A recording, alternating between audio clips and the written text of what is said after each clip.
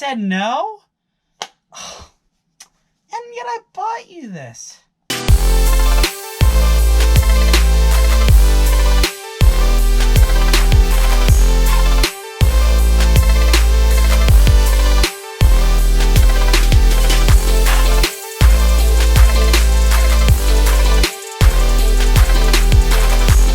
Hey, it's your friendly neighborhood Henry. Welcome back to another episode.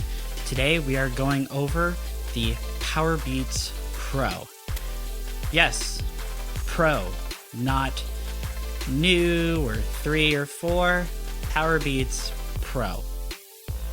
Let's go ahead and get started. My initial impression of the Powerbeats Pro was this case is huge. Literally, it's about the size of a tennis ball in size comparison. So if a tennis ball is too big for your hand or really hard for you to carry around, then, well, this is going to be a really uncomfortable experience. However, the case is really smooth and it's actually quite enjoyable to hold in the hand and open the case. It kind of feels like one of those oversized jewelry boxes where, like, you open one for like a Pandora bracelet, or really something that's not something that it isn't that big, but they put they make a big box for it. That's kind of what it feels like.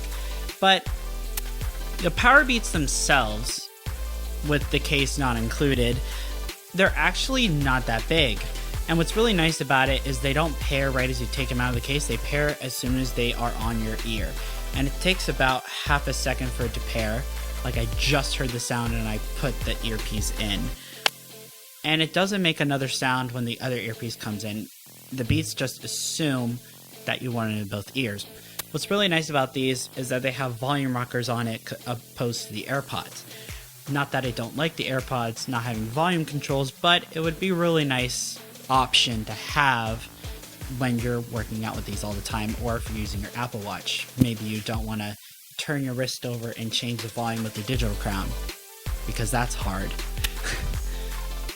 What's really nice about these Powerbeats that was really different from other earbuds that I've used before, such as the AirPods, why are they the only ones I can think about?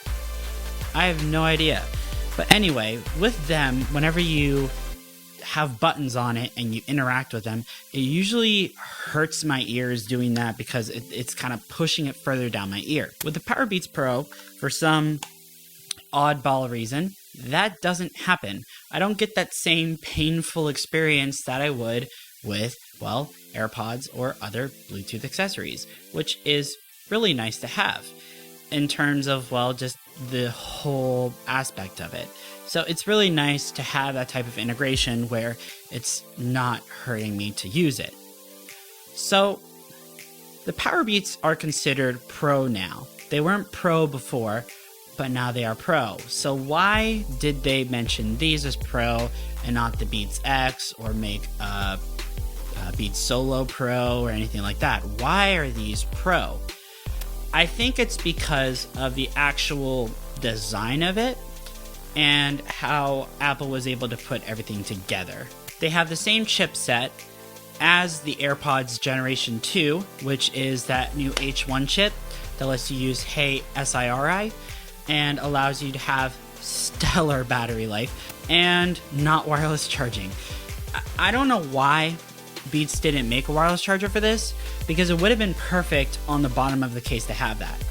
I did when I bought a accessory from Amazon, because normally they throw in some weird thing. They threw in this cheap Lightning wireless charger, and as kind of a joke, I plugged it in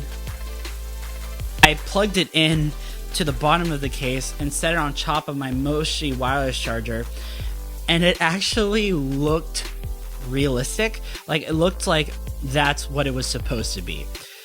Like, even then, like, Beats even made the bottom flat, and it's about the same size as like an AirPods wireless charging coil almost. Like, it's a little bit bigger, but they totally could have fit a coil in there for wireless charging. What they did implement, which Beats did with their Beats X wireless earbuds, which was another AirPods competitor, they added a lightning port with the same and this is true, the same black lightning cable that comes in the box with the iMac Pros. Stellar. I've always wanted one of those cables, and I knew that like the only way to get it was to buy an iMac Pro, and I wasn't about to spend $5,000 on a cable that probably is like $30 or $20. So I'm really happy that Apple and Beats decided to put it in the box. So thank you. Really do appreciate it. What I also appreciate is how well they sound. They have a lot better acoustics than the Powerbeats 3 had, which I had before these. It's been a while since Beats got a refresh with the Powerbeats, but now they are labeled Pro. I really liked how MKBHD put it in his video, that if you're going to label something Pro, you kind of have to explain yourself a little bit. So really what it comes down to of who these are made for, it's made for Chris. That's right, Chris, I'm calling you out right now. These are made for Chris. I've been trying to convince Chris to buy these because he said he wanted them, and when Chris wants something, I just keep talking to him about it till he gets it. Like his iPad Pro, he just bought an 11-inch iPad Pro because we kept talking about the iPad, and I keep talking about Powerbeats. So, Chris, you know you want these. What's really nice about the Powerbeats though, Chris, yes, I'm talking to you specifically, and this is to every Chris in the world, I guess. That just makes more sense.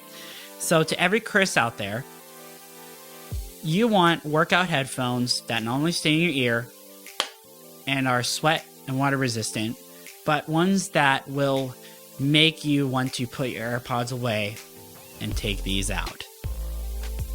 This is the perfect AirPods replacement for those who want something that's a little more durable and a little more pro. But you know what's also a little more pro? Subscribing to this YouTube channel, liking this video, and leaving a comment down below what you prefer, AirPods or Powerbeats Pro. So until then, I'll catch y'all in the next episode. Matane.